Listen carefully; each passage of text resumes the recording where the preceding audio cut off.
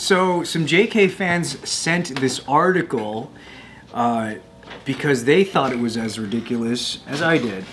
But there's this blog site called Koreaboo. Oh, I don't believe anything on that thing. What's Koreaboo? Really, what are they known for? Yeah, what do they post? The name itself screams of K-pop stans that has nothing but drama on their mind and the occasional tteokbokki recipe.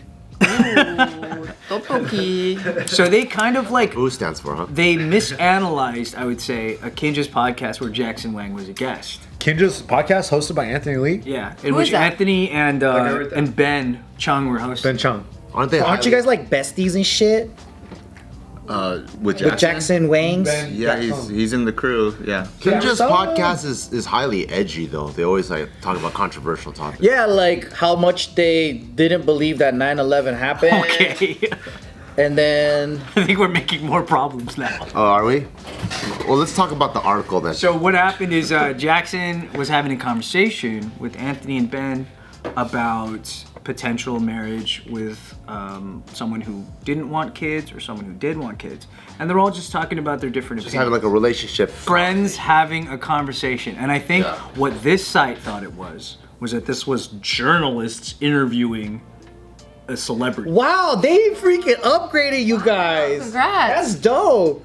They're like, look at these fucking predatory journalists trying to hurt our Jackson's image. Yeah, so they think They that upgraded them based off their own autism. Oh.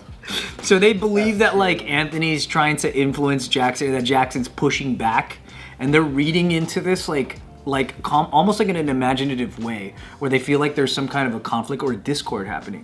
When Speak really, English, motherfucker. it's just homies talking, and homies are allowed to voice whatever their opinion is without any fear that they might be misinfluencing the other person. So in their minds, this fool was Pierce Morgan and Exactly. Jackson Wang was Andrew Tate. And honestly, to be fair, if it was like journalists that don't know Jackson personally, it is a little bit weird for them to be talking like that, but that's not the case. Yeah. That's like me watching Physical 100 without subtitles on. Going, they're just trying to have an orgy with each other. That's exactly what it is. Yeah, so I just wanted to bring it up because Speak the language, you dumb fuck. now that Anthony's back, I mean, what the hell happened here?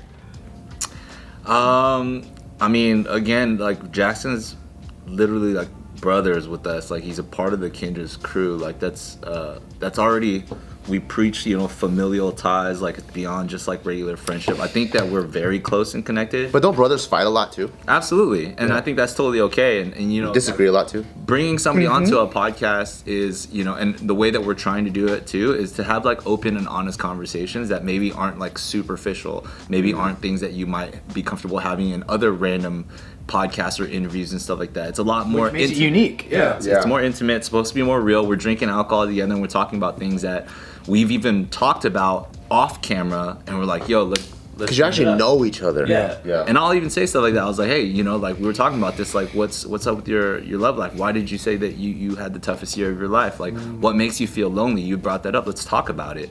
And so the beautiful thing about podcasts is even with close friends, sometimes you don't sit down and have those one-on-ones. Yeah, that's true. Podcast gives you space and like a purpose to like go deeper than a superficial conversation. What's up, Cam? That's also one thing cool about podcasts. You have friends just running around like they're a Kinjaz. Yeah. That being said, I believe that this particular article is like taking like one line out of context, and I do think that it's a touchy subject, right? Like he's talking about finding love, finding a partner.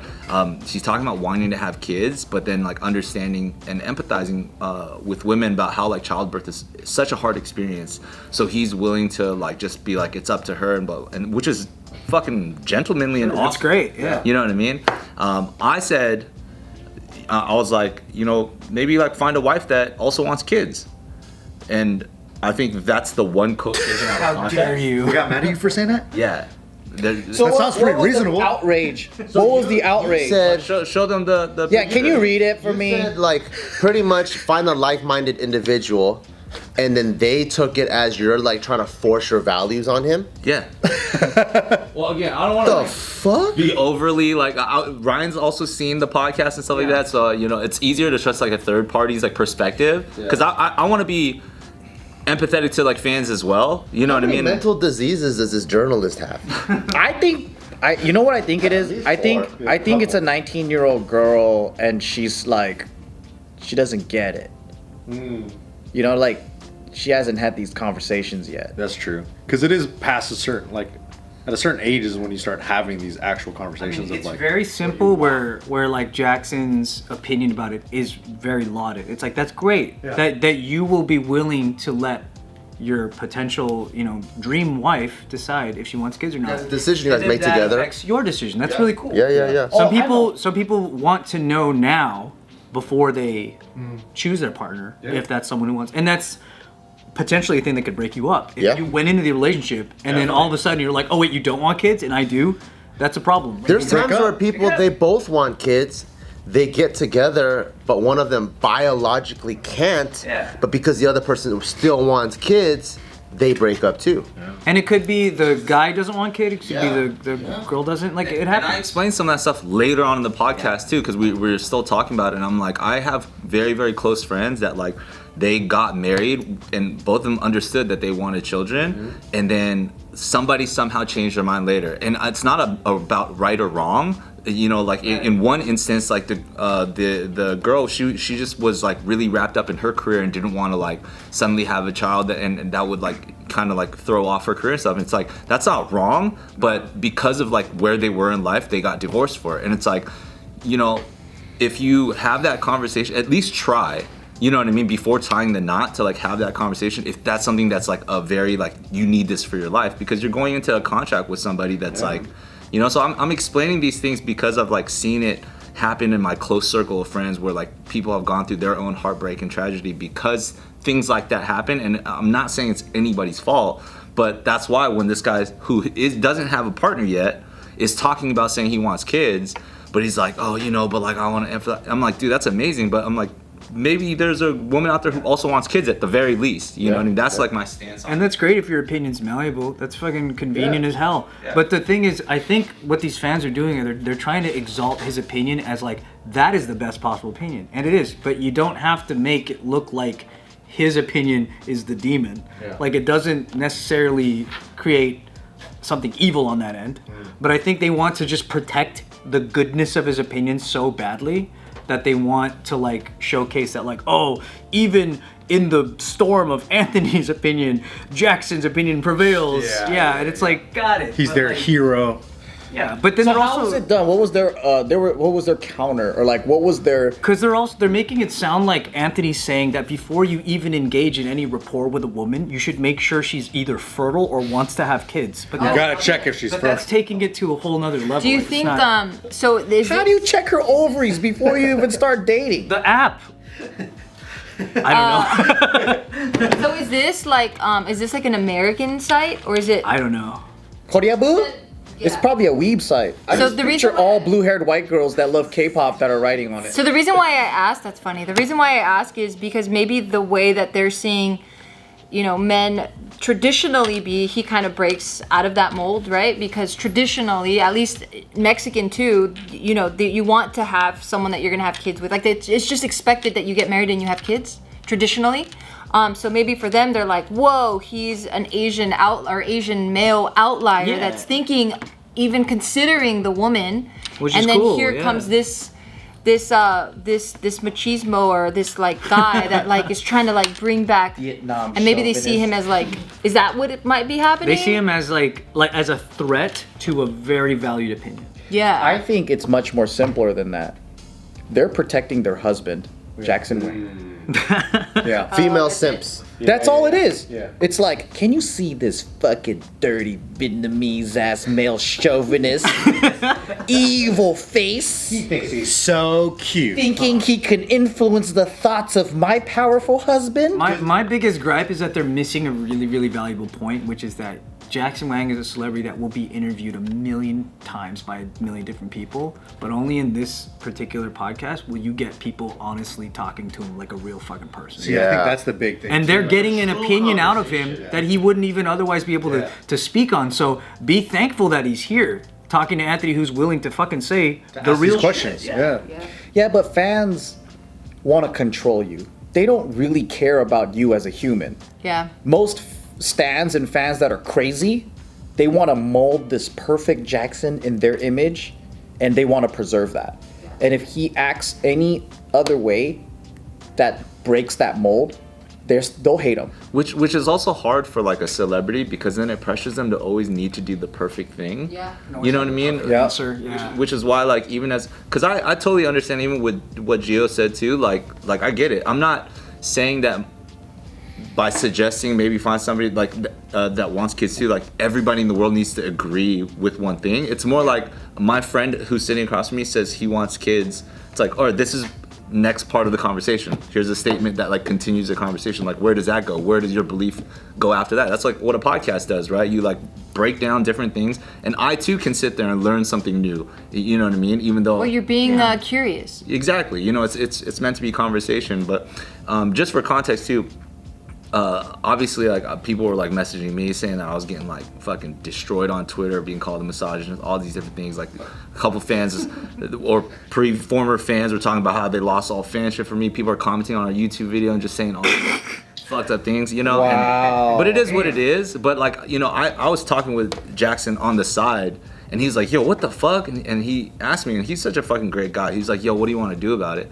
And I kept it real with him. I was, and he's like, oh, he was super like fucking great guy. He was like, what do you want to do about it? And first and foremost, like, I'm sorry I put you through this and whatever experience you're going through. I just want to know how you're feeling. I was like, yo, dude, like, I'm gonna keep it real with you. Like, off top, like, number one, it was upsetting to like experience that. But then number two, like, it doesn't actually matter in the end. I too like went through that same experience with you. We sat down and had that conversation. If I put on any views or perspectives or opinions that made you feel uncomfortable or anything, I also apologize. Like, that's not the point. You know, like what we're doing is having a conversation as boys and looking out for each other.